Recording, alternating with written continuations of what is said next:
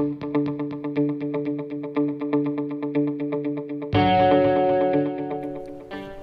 Students, electrochemistry শুরু করবার সময় আমি বলেছিলাম যে ইলেকট্রোকেমিক্যাল সেল হচ্ছে সেই সেল যেখানে ইন্টারকনভার্সন অফ ইলেকট্রিক্যাল এনার্জি এবং কেমিক্যাল এনার্জির হয়, অর্থাৎ ইলেকট্রিক্যাল এনার্জি থেকে কেমিক্যাল এনার্জি হয় এবং কেমিক্যাল এনার্জি থেকে ইলেকট্রিক্যাল এনার্জি হয়। এবার আমরা এর দুটো ভাগ করেছিলাম। একটা ভাগে কেমিক্যাল এনার্জি থেকে আমরা ইলেকট্রিক্যাল এনার্জি পাবো, আরেকটা ভাগে আমরা ইলেকট্রিক্যাল এনার্জি খরচা করব, আমরা সেখান থেকে কেমিক্যাল এনার্জি পাবো। এটার নাম বলেছিলাম গ্যালভানিক সেল। তো এটা আমাদের পড়া প্রায় শেষ, শুধু ব্যাটারির অংশটা বাকি, ওটা বলে দেব। আর ইলেকট্রিক্যাল এনার্জি আমি বাইরে থেকে সাপ্লাই করব, সেটা খরচা করে আমি তার বিনিময়ে পাবো কেমিক্যাল এনার্জি, সেটা হচ্ছে ইলেকট্রোলাইটিক সেলে যে ঘটনাটা ঘটে সেটা। ইলেকট্রোলাইটিক সেলের আরেকটা নাম হচ্ছে ভোল্টামিটার। ভোল্টমিটার নয়, ভোল্টমিটার ভোল্টেজ মাপে, এটা ভোল্টামিটার। তাহলে যেখানে কেমিক্যাল এনার্জি থেকে ইলেকট্রিক্যাল এনার্জি পাবো, সেই বিষয়টা নিয়ে মোটামুটি আলোচনা হয়েছে আমাদের কমপ্লিট। সমস্ত ভিডিও ইলেকট্রোকেমিস্ট্রি নামক যে প্লেলিস্ট আছে সেখানে পাওয়া যাবে। এখন আমরা এটার উপর জোর দেবো যে আমরা ইলেকট্রিক্যাল এনার্জি বাইরে থেকে সাপ্লাই করছি এবং আমরা কি পাবো? আমরা পাবো কেমিক্যাল এনার্জি। অর্থাৎ একটা সেল নেবো আমরা যেখানে একটা ইলেকট্রোলাইটিক সলিউশন থাকবে। এখন ইলেকট্রোলাইটিক সলিউশন কাকে বলে? যেটা গলিত অবস্থায় বা জলীয় দ্রবণে ইলেকট্রিসিটি কন্ডাক্ট করতে পারে এবং যেখানে ইলেকট্রিসিটি পাঠালে কি হয়, সেখানে ডিকম্পোজিশন হয় এবং কেমিক্যাল কম্পাউন্ড তৈরি হয়, সেটা হচ্ছে যে ইলেকট্রোলাইট। অর্থাৎ an electrolyte is a substance which ionizes upon melting or in aqueous solution, and upon passing electricity through that solution there occurs a chemical change and we get chemical compounds. So those substances which can satisfy these criteria are called electrolytes. এবারে electrolyte অর্থাৎ তড়িৎ বিশ্লেষ্য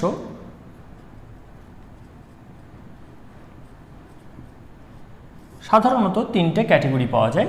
একটা হচ্ছে acid, যার example হচ্ছে HCl, HNO3, H2SO4, এরা হচ্ছে সব স্ট্রং, এটা হচ্ছে উইক, এটসেট্রা। অ্যালকালি হতে পারে,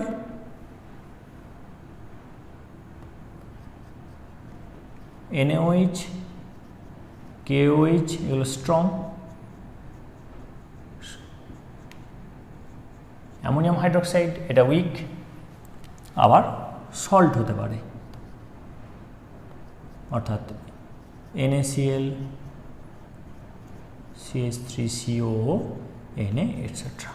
এরা হচ্ছে ইলেকট্রোলাইটস যারা মোল্টেন স্টেটে বা অ্যাকোয়াস সলিউশনে ইলেকট্রিসিটি কন্ডাক্ট করতে পারে।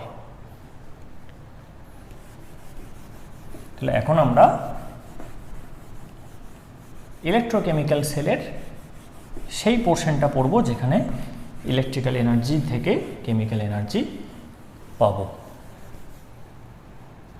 আমাদের আজকের টপিক হচ্ছে ইলেকট্রোলিসিস অফ ওয়াটার। ইলেকট্রোলিসিস কি? ওই যে ইলেকট্রিক্যাল এনার্জি পাঠিয়ে আমি কেমিক্যাল এনার্জি পাচ্ছি, অর্থাৎ কেমিক্যাল চেঞ্জ হয়ে যাচ্ছে একটা ইলেকট্রোলাইটিক সলিউশনে, সেই ফেনোমেনাটার নামই হচ্ছে ইলেকট্রোলিসিস, বাংলায় তড়িৎ বিশ্লেষণ। তাহলে আজকে আমরা জলের তড়িৎ বিশ্লেষণ করব। এবার কেউ বলবে এটা তো আমরা স্যার পড়েছি আগেই। আগের পড়া আর এই লেভেলে পড়াটা একটু অন্যরকম, সেটা কিছুক্ষণের মধ্যেই বোঝা যাবে। তো আমরা প্রথমে ছোটোবেলাকার ইলেকট্রোলিসিসটা পড়ে নিই। কেমন করে আমরা করতাম? প্রথমে আমরা খুব সুন্দর করে একটা ভূমিকা লিখতাম যে জল হলো তড়িতের কুপরিবাহী, বিশুদ্ধ জল হলো। So pure water is a bad conductor of electricity. ছোটবেলায় এটা জানা ছিল কি যে কেন বিশুদ্ধ জল তড়িৎ পরিবহনে সক্ষম নয়? তার কারণ জল ভাঙে না, খুব কম ভাঙে। 25 ডিগ্রি সেন্টিগ্রেডে জল যে পরিমাণ ভাঙে সেটা হলো 10⁻7 মোল পার লিটার, অর্থাৎ H+ এর কনসেন্ট্রেশন পাবো 10⁻7 মোল পার লিটার এবং OH- এর কনসেন্ট্রেশন পাবো একই, অর্থাৎ এটা খুবই কম বিয়োজন। তার ফলে pure water is a bad conductor of electricity. So we had to add little amount of electrolyte, এবং আমরা ছোটোবেলায় যেটা দিতে অভ্যস্ত ছিলাম সেটা হচ্ছে যে dilute H2SO4. So we have to add small amount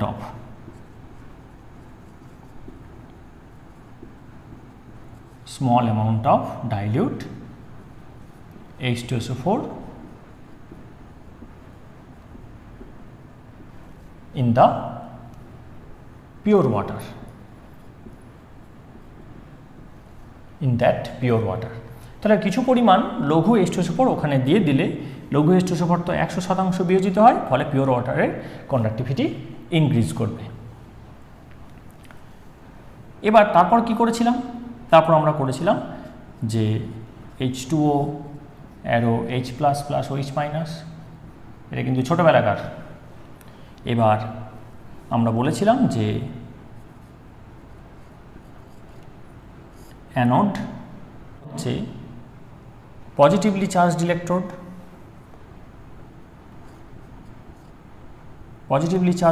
তাহলে এখানে কে যাবে? এখানে OH- যাবে, OH- রিচেস। OH- যাওয়ার পর কি করবে?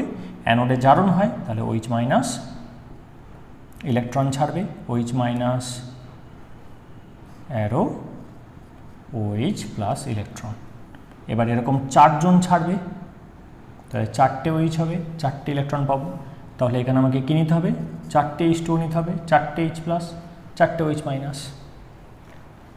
তাহলে অ্যানোড হচ্ছে পজিটিভ ইলেকট্রোড, সেখানে পজিটিভ নেগেটিভ অ্যাট্রাকশনের জন্য অ্যানায়ন সেখানে পৌঁছালো, তারপর অ্যানায়নের গিয়ে অক্সিডেশন হলো, 4OH- অ্যারো 4OH+ 4 ইলেকট্রন। এবার এই 4টে OH কী হবে? বিয়োজিত হয়ে হবে 2H2O + O2। তাহলে আমরা অ্যানোডে অক্সিজেন পেলাম। Oxygen gas is liberated at anode. এবার ক্যাথোডে আসি। ক্যাথোড ছিল নেগেটিভ ইলেকট্রোড, তাহলে কে আসবে এখানে? H+ উইল রিচ হেয়ার, কারণ নেগেটিভ পজিটিভকে অ্যাট্রাক্ট করবে, H+ রিচেস হেয়ার। কটা H+ আছে? 4টে H+। এটা ওই এক্সটার্নাল সার্কিট দিয়ে ইলেকট্রনগুলো বেরিয়ে এলো, এসে ক্যাথোডে ঢুকলো, ক্যাথোডে রিডাকশন হলো 4H+ + 4 electron, that will be 4H, আর 4H মানে সেটা হচ্ছে 2H2। তাহলে আমরা হাইড্রোজেন এবং অক্সিজেন কী রেশিওতে পেলাম? কি ভলিউম রেশিওতে পেলাম? 2:1। এবার ভলিউমের সাথে একই সেম টেম্পারেচার আর প্রেশারে রাখলে কি হয়? মোল সংখ্যার রেশিওটা একই হয়। So the mole ratio of oxygen and hydrogen present in water is 1:2, that is H/O = 2:1। এইভাবে আমরা জলের ফর্মুলাটাও বুঝতে পেরেছিলাম ইলেকট্রোলিসিসের মাধ্যমে, যে জলের আণবিক সংকেত হচ্ছে H2O। ঠিক আছে, এটা আমরা কিন্তু ছোটোবেলায় পড়েছি। তাহলে জলের তড়িৎ বিশ্লেষণে আমরা পেয়েছিলাম অ্যানোডে অক্সিজেন এবং তার দ্বিগুণ আয়তন হাইড্রোজেন আমরা পেয়েছিলাম ক্যাথোডে। এবার কোন কোন জায়গা পরিবর্তন করতে হবে বড়বেলায় এসে, অর্থাৎ এখন আমরা কিভাবে এটাকে পড়ব? এখন যেটা দেখতে হবে যে প্রথম হচ্ছে যে অ্যানোড পজিটিভ আগে থেকে বলবো না, অ্যানোড পজিটিভ আগে থেকে বলবো না, আমরা এটা বের করব যে অ্যানোডকে পজিটিভ ইলেকট্রোড হতে হবে, ক্যাথোডকেও একইভাবে নেগেটিভ ইলেকট্রোড হতে হবে। আরেকটা জিনিস হচ্ছে এই যে লিখছি pure water is a bad conductor of electricity, এটার কারণ হচ্ছে জল ভাঙে না বলে। তাহলে জল যখন ভাঙে না তাহলে ভাঙলাম কেন? জল যদি ভাঙতো, যদি ডিসোসিয়েট করে প্রচুর H+OH- দিত, তাহলে তো ও ব্যাড কন্ডাক্টর হতো না, ও তো গুড কন্ডাক্টর অফ ইলেকট্রিসিটি হতো। তাহলে ও যদি না ভাঙে তাহলে এরকম লিখলাম কেন? তাহলে গলদটা কোথায় বোঝা গেছে? তাহলে এই পদ্ধতিতে ভুল ওখানেই রয়েছে, এই জায়গাটাতে রয়েছে। তাহলে এই পদ্ধতিকে আমরা কি করলাম? বাদ দিলাম। কিন্তু এটাকে ছোটোবেলায় কেন শেখানো হয়? তার কারণ এই আজকে যে পদ্ধতি আমরা শিখব ইলেকট্রোলিসিস অফ ওয়াটারে, সেটা ছোটোবেলায় বোঝানো কষ্টকর, তাই তাকে কিছুটা ফ্লেভার দেওয়া হয় ছোটোবেলায়। কিছুটা শিখুক, পরে ভুল ত্রুটিটা জানা যাবে। অবশ্য অনেকে আর ভুলটা সংশোধনই হয় না। আমরা যেহেতু পোটেনশিয়াল কি জিনিস জেনে গেছি, আর এখানে ইলেকট্রন নেওয়া বা ছাড়ার গল্প রয়েছে, তাই আমরা পুরোটাই কিন্তু পোটেনশিয়াল দিয়ে জাজমেন্ট করব। আর ওয়াটার যেহেতু ব্যাড কন্ডাক্টর ও H+OH- ভাঙে না, তাই আমরা ওইটাকে ভাঙবো না। এই দুটো আমাদের জিনিস মাথায় রাখতে হবে। এক, আমরা জলকে ভাঙবো না। দুই হচ্ছে আমরা পোটেনশিয়াল অর্থাৎ রিডক্স পোটেনশিয়ালটাকে মাথায় রেখে আমরা যা করার করব। ঠিক আছে? তাহলে ডাইলিউট H2SO4 তো দিতে হবে, সেটা তো এখানেও দেবো, আমরা বড়বেলাতেও দেবো। এবার অ্যানোডে আসি। অ্যানোড মানে পজিটিভলি চার্জড ইলেকট্রোড, সেটা আমি আগে লিখবো না। অ্যানোড মানে কি জানবো? যেটা ওর ইউনিভার্সাল ডেফিনেশন, যে anode is that electrode where oxidation occurs. সেটা গ্যালভানিক সেল হোক বা ইলেকট্রোলাইটিক সেল হোক, সেখানে ইলেকট্রিক্যাল এনার্জি থেকে কেমিক্যাল এনার্জি হোক বা কেমিক্যাল এনার্জি থেকে ইলেকট্রিক্যাল এনার্জি হোক, সেখানে কিন্তু এই ডেফিনেশনটা একই থাকবে অ্যানোডের জন্য, যে anode is that electrode where oxidation occurs. তাহলে এখানে অক্সিডেশন হবে।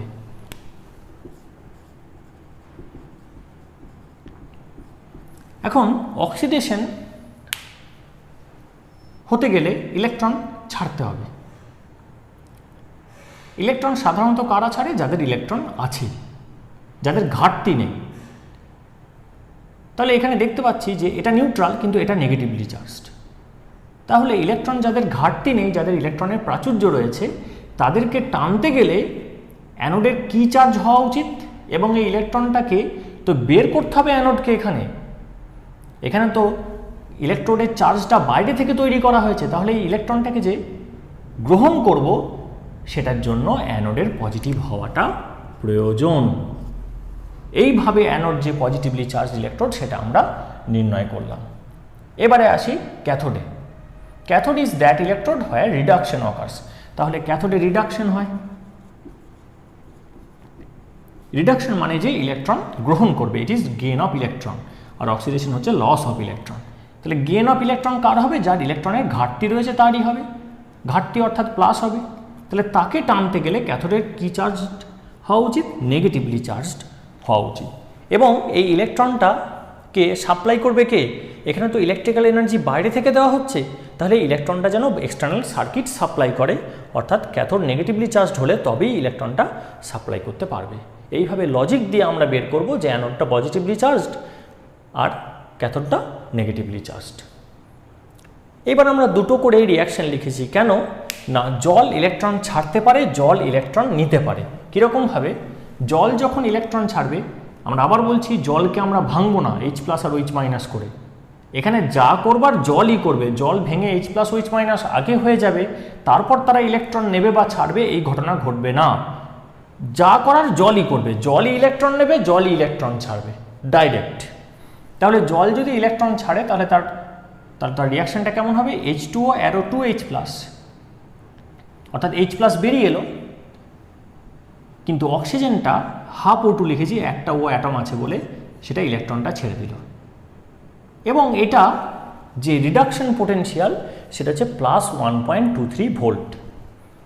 এখানে অক্সিডেশন হয়েছে, এখানে রিডাকশন হয়েছে, কিন্তু আমরা ভোল্টেজে একটা প্যারিটি মেনটেন করেছি। আমরা সব জায়গাতে কিন্তু রিডাকশন পোটেনশিয়াল ইউজ করেছি, তাতে অসুবিধা নেই, লজিকটা আমরা পেয়েই যাব।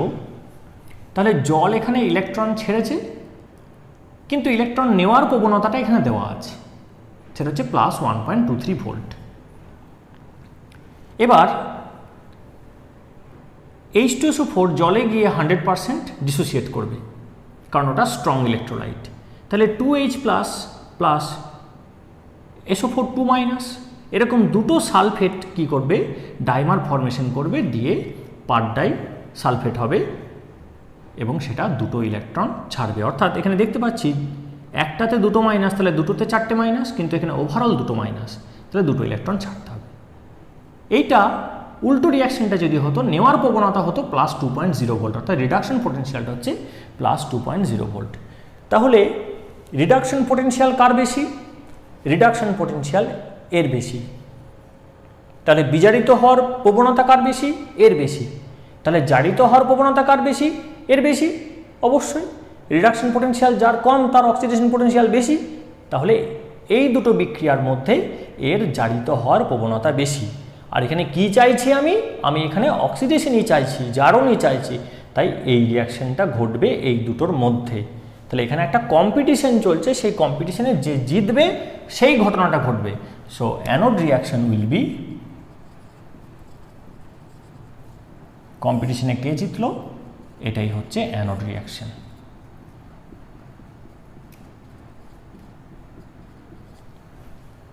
ঠিক আছে, এবার ক্যাথোড রিয়াকশনে আসি। এখানে ইলেকট্রন H+ নিয়ে হচ্ছে হাফ H2। এই H+টা কোথা থেকে এসেছে? এটা H2SO4 এর H+, জলের থেকে এই H+টা আসেনি।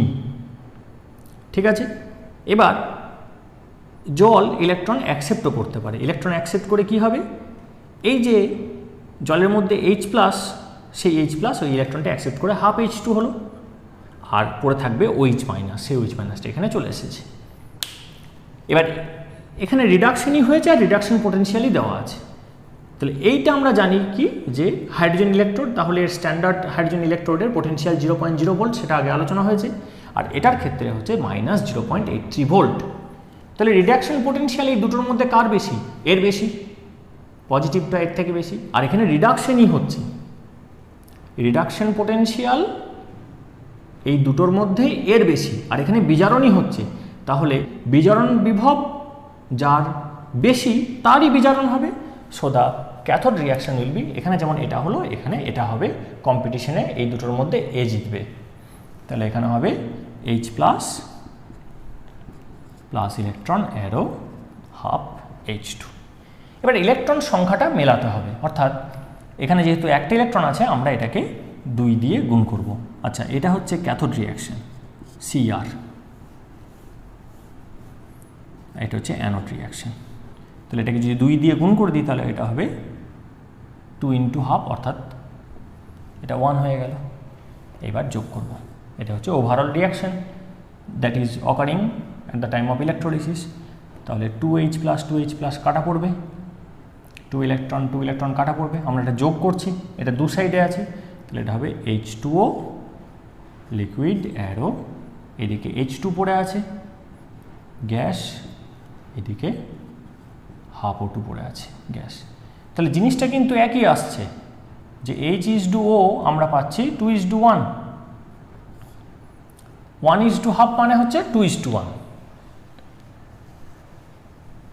H/O অক্সিজেন এখানে আমরা পাচ্ছি 1:half, অর্থাৎ 2:1, অর্থাৎ হাইড্রোজেন এবং অক্সিজেন জলের মধ্যে 2:1 রেশিওতে থাকে, সেটা আমরা একই জিনিস পাচ্ছি। আবার অ্যানোডে অক্সিজেন পাওয়া যায়, সেটাই পাচ্ছি। Oxygen is liberated at anode, hydrogen gas is liberated at cathode, সেটাও পাচ্ছি। তাহলে ছোটোবেলায় যা রেজাল্ট পেয়েছিলাম এখানে একই রেজাল্ট, কিন্তু এক্সপ্লানেশনের মোডটা ডিফারেন্ট। আমাকে এই পদ্ধতিতেই এক্সপ্লানেশন করতে হবে। ঠিক আছে, এবার কেউ জিজ্ঞাসা যদি করে যে এখানে আমরা ডিসি ব্যবহার করব না এসি ব্যবহার করব, অবশ্যই ডিসি ব্যবহার করতে হবে, কারণ অ্যানোডকে সবসময় পজিটিভ রাখতে হবে। তাই ব্যাটারি যেটা লাগাবো এক্সটার্নাল সার্কিটে, তার জন্য পজিটিভ টার্মিনালটা অ্যানোডের সঙ্গে কানেক্ট করা হয়, বা যেখানে কানেক্ট করব পজিটিভ টার্মিনালটা সেটা অ্যানোড হিসেবে কাজ করবে, আর যেখানে নেগেটিভ টার্মিনালটা লাগাবো কানেকশন করব সেটা ক্যাথোড হিসেবে কাজ করবে। এসি লাগালে হবে না, কারণ অল্টারনেটিং কারেন্ট হলে এটা প্লাস মাইনাসটা ফ্লিপ করবে, অর্থাৎ এই যে আয়নগুলো যার আমি রিডাকশন বা অক্সিডেশন চাইছি সেটা কিন্তু মাঝখানে ফ্লিপ করবে, অর্থাৎ electrolysis will not happen. So to have electrolysis you need a voltameter, and a direct current source. এরপর দিন আমরা কপার সালফেটের ইলেকট্রোলিসিসটা করব।